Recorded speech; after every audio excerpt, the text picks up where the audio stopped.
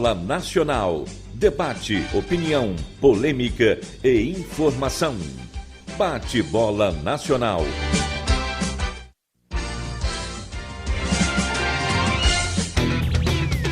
Rodrigo Ricardo. Boa tarde, hoje é terça-feira, 16 de agosto de 2022. Na mesa de áudio, Índio Xavier, na central técnica, Eduardo Monteiro. Está começando o Bate-Bola Nacional.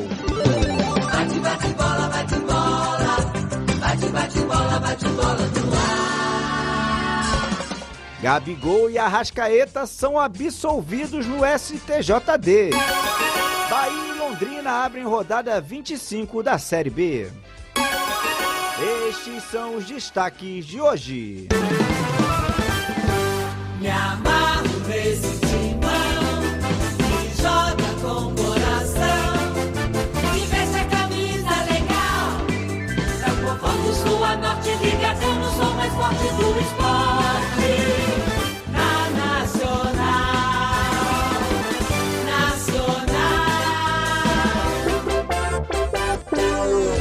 Gabigol e Arrascaeta foram absolvidos pelo STJD. O julgamento aconteceu agora há pouco de manhã e os dois jogadores estão liberados para jogar na próxima quarta-feira, a famosa amanhã, contra o Atlético Paranaense, jogo de volta pelas quartas de final da Copa do Brasil. No primeiro jogo 0-0 no Maracanã, e tiveram esses dois lances que aconteceram, mas prevaleceu a decisão do árbitro, que não expulsou nem o Gabigol pelo chute no Fernandinho, nem o Arrascaeta, que deu um carrinho por trás.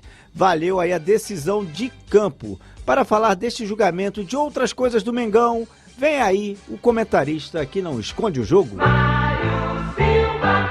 Boa tarde, Mário. Boa tarde, Rodrigo. Um abraço para você e um abraço para os ouvintes. Justa a decisão? Olha, eu não posso dizer se é justo ou não. Eu tinha certeza que não ia dar em nada por uma questão simples.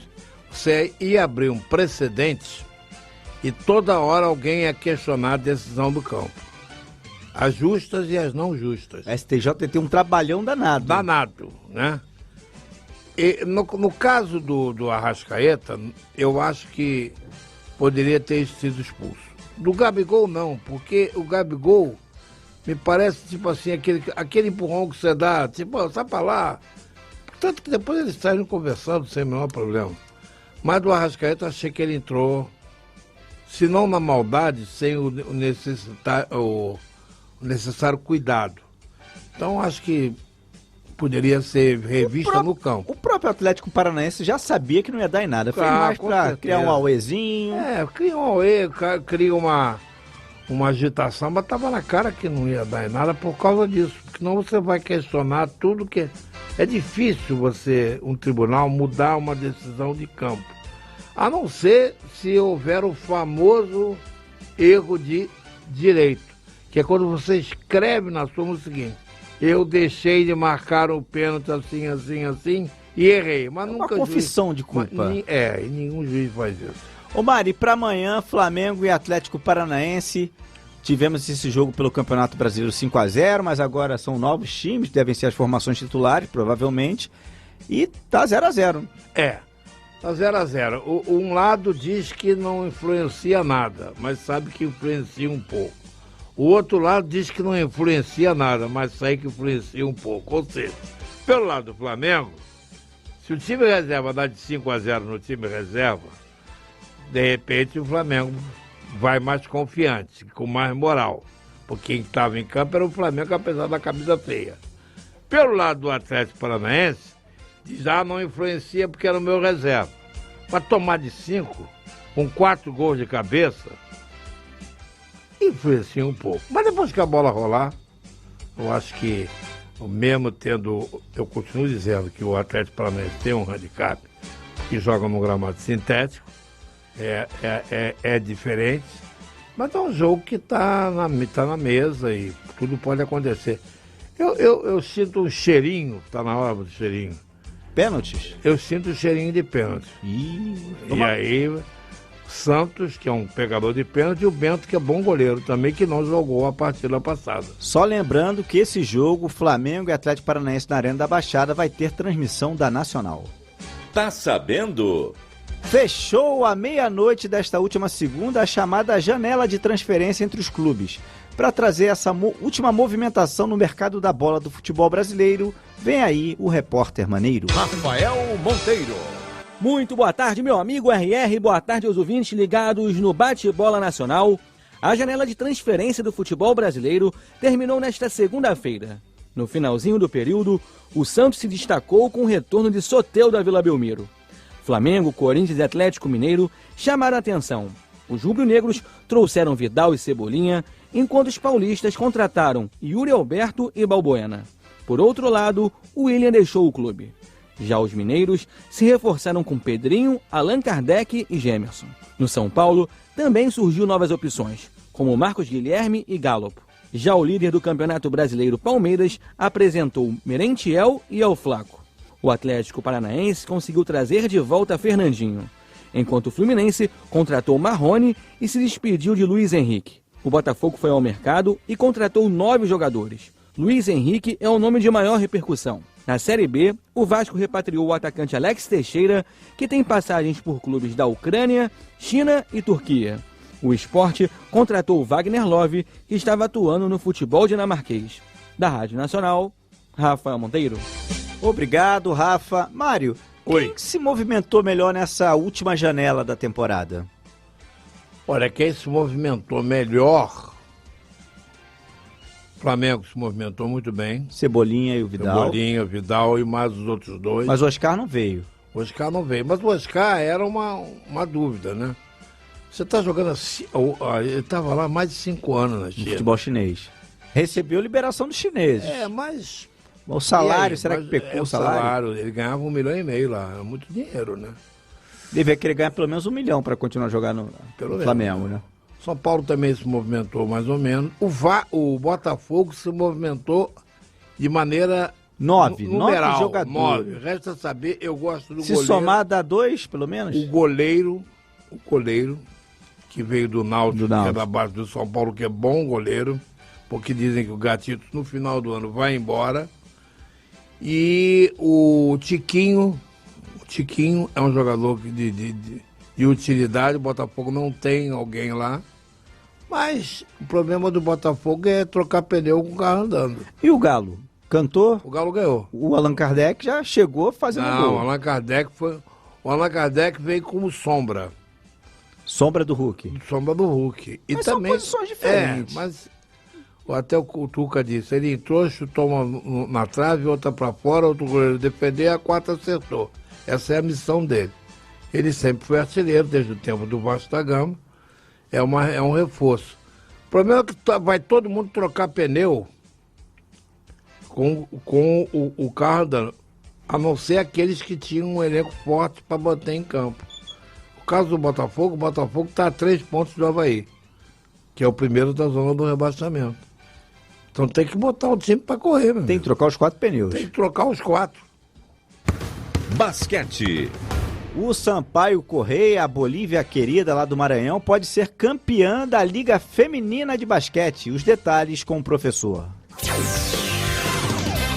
Wagner Gomes. A Liga de Basquete Feminino está chegando à fase de definição. A equipe do Sampaio Correia venceu Veracruz Campinas por 80-57. Para o Sampaio Correia ser campeão, basta vencer a partida de sábado.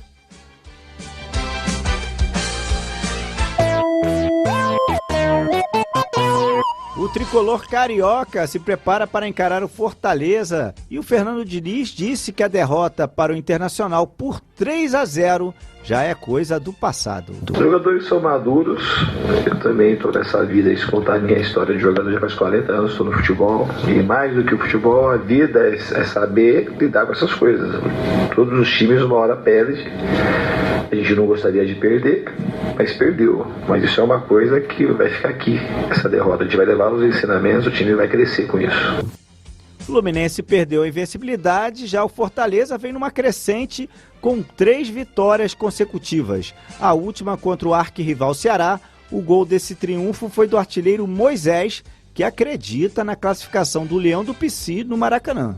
Tá em aberto ainda, é 1-0 adverso. Eu acho que temos a total capacidade de ir lá dentro e buscar o resultado positivo. Eu acho que vamos trabalhar, temos poucos dias para trabalhar, né? Porque o jogo já é quarta-feira. Tá aí o Moisés, artilheiro aí do Fortaleza. Mário, Oi. Será que o Fluminense perdeu a invencibilidade, mas continua vivo? Venceu o primeiro jogo, inclusive na Arena do Castelão por 1-0. Já sai com a vantagem no jogo de quarta-feira no Maracanã. Eu acho difícil reverter. Eu acho. Impossível não é, porque é futebol. Primeiro que o Fluminense vai jogar uma torcida presente, já estava quase vendido com mais de 40 mil ingressos. Tá bem, não acredito que a derrota tenha abalado as estruturas, mas o Fortaleza vem embalado pela saída finalmente da zona do rebaixamento. Ganhou 3 seguidas. Ganhou 3 partidas seguidas, está muito bem preparado do ponto de vista do técnico, o Angola, que é bom treinador. Mas time por time eu ainda acredito mais no Fluminense. Seleção Brasileira. Vamos falar de Seleção Brasileira Sub-20. O técnico Ramon Menezes convocou os goleiros Kaique do Palmeiras, Cauã do Flamengo, Micael do Atlético Paranaense. Laterais, Arthur do América Mineiro, João Moreira do São Paulo, Patrick do São Paulo, Tauan Lara do Internacional. Zagueiros, Beraldo do São Paulo, Douglas Mendes do Bragantino, Robert do Corinthians, o Everton do Cruzeiro. Meias, Alexander do Fluminense, Juninho do Atlético Paranaense, Ronald do Grêmio, Ryan do Corinthians.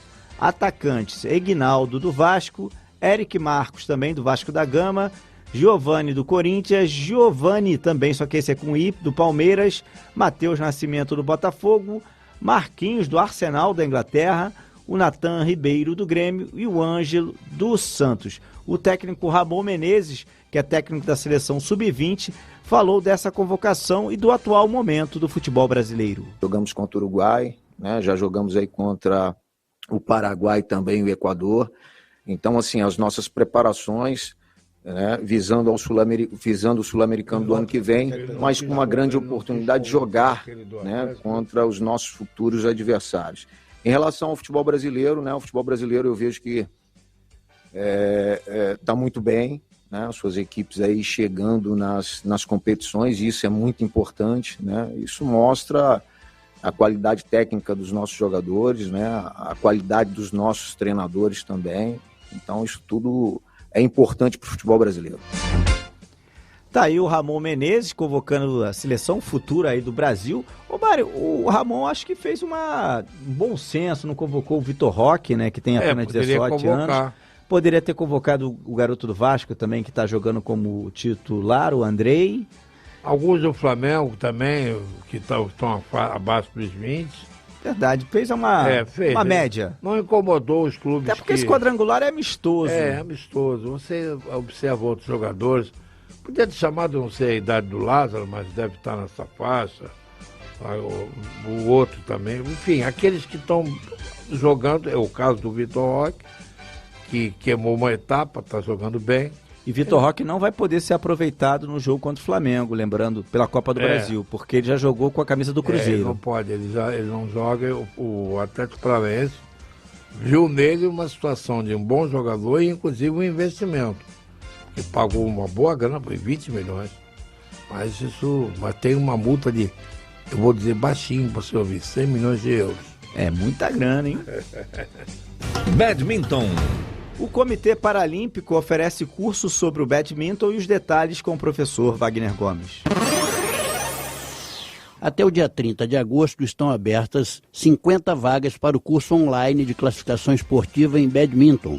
O curso é promovido pelo Comitê Paralímpico Brasileiro através da área de educação paralímpica. O curso é grátis e, para participar, precisa ter graduação em educação física, fisioterapia ou medicina. O curso tem a parceria da Confederação Brasileira de Badminton e será realizado em setembro. Bahia e Criciúma abrem a rodada de número 25 do Brasileirão da Série B. O repórter Rafael Monteiro está de volta para trazer um panorama da segunda divisão do futebol brasileiro. Na abertura da 25ª rodada da Série B do Campeonato Brasileiro, o vice-colocado Bahia visita nesta terça-feira o 5º Londrina.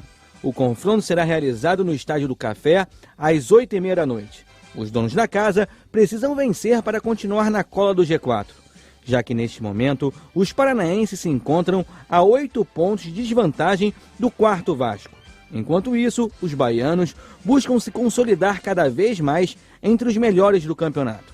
Já o Vasco entra em campo na quinta-feira, quando vai visitar o CSA no estádio Rei Pelé em Alagoas. O azulão vive um momento complicado na competição, aparecendo na zona de rebaixamento como 18º colocado. Na sexta-feira, o vice-lanterna Náutico recebe o lanterna Vila Nova nos aflitos no Recife às 9h30 da noite. Com 21 pontos, as duas equipes têm 4 pontos a menos que o primeiro time acima da zona de rebaixamento, o Operário. Em falar no Fantasma, os paranaenses vão enfrentar o Guarani, o primeiro da zona da degola, no sábado, às 11 horas da manhã, no estádio Moisés Lucarelli. O clássico Grêmio e Cruzeiro fecham a 25ª rodada no domingo, quando vão duelar na Arena do Grêmio às 4 horas da tarde. Os gaúchos ocupam a terceira colocação, enquanto os mineiros lideram a competição com 10 pontos a mais que o vice-líder Bahia. Da Rádio Nacional, Rafael Monteiro. Valeu, Rafa. Mário, essa Série B, diferente da Série A, parece que mais definida. Inclusive o próprio campeão, né? O Cruzeiro, temos 25 rodadas, começando hoje essa rodada de número 25. O Cruzeiro tem 53 pontos. Depois vem o Bahia com 43, Grêmio também com 42, 3. E fechando aí esse G4, o Vasco com 42. E o Londrina, que vai jogar com o Bahia, tem 34, 8 pontos aí do G4. As coisas estão caminhando para definir por esses 4. Lógico que o Vasco tem que ter atenção, né? O único que tem gordura de excesso para queimar é o Cruzeiro, né? Já pode dizer que é campeão? Eu acho que vai chegar lá. Efeito, né? Ronaldo Fenômeno. Chegou e realmente resolveu. Trabalhou com a cabeça. Nem colocou muito dinheiro, digamos assim. Não. O Cruzeiro não fez grandes contratações. Aprendeu com os erros e agora está se preparando para subir de uma forma mais tranquila. Lembrando sempre que Série B é uma coisa, Série A é outra. Ou seja, o time da Série B nem sempre vai funcionar bem na Série A. Olha o exemplo do Botafogo e olha que já comprou um monte de jogador. Desses 4 que estão aí no G4 da Série B, a gente pode dizer que o Grêmio teria um elenco de Série A, ou você acha que não? Sim, o Grêmio sim, porque o Grêmio não mudou. Ele caiu com esse time, com algumas mudanças. Ele tá doido para vender o Ferreirinha, porque precisa fazer caixa. Um jogador importante, rápido. O Grêmio que perdeu na última rodada para o CRB por 2-0. E agora vai enfrentar, vamos ter inclusive no próximo domingo, no dia 21, Grêmio e Cruzeiro, na arena do Grêmio, um clássico. O Grêmio que talvez está alegando que foi prejudicado por um rotavírus que está afetando a cidade de Maceió. Inclusive o próximo jogo do Vasco é na quinta-feira contra o CSA e o Vasco está fazendo uma preparação especial com água para evitar esse problema que o time do Grêmio teve. O Vasco me preocupa na medida dos jogos fora de São Januário. Né? Ele quando visita, a visita não é bem recebida. Me preocupa. O Vasco perdeu um jogador machucado agora, importante. Está perdendo o Equinaldo que está sendo convocado. Ele é reserva, mas é um jogador que já está sinalizando para pedir passagem. Tem um elenco na conta do chá, o Vasco. É muito, muito, muito pequenininho. Mas quem sabe? Eu acho que o Vasco... Eu acho que sobe. Desde há muito que eu venho dizendo que sobe. Mas... O Vasco... Mário, desculpa. Uma última notícia. O CR7 parece que foi dispensado do Manchester United. Será que o português pode parar aqui na nossa terra? Eu acho difícil. Eu acho que ele vai voltar para Portugal. O Manchester United tomou um sacode na rodada passada, né? E realmente as coisas não andam bem lá pro time de Manchester. O outro não, o outro Mas, tá bem. Se o CR7 viesse pro Brasil, você acha que ele tem cara de que time aqui no Brasil, Mário? O do Vasco, pá. O Vasco? Quem sabe a 777 ano que vem? Com essa CR7? 777. Como mídia seria fantástico. Né? Vamos aguardar. Quem sabe ano que vem. Estamos chegando ao final do Bate-Bola Nacional.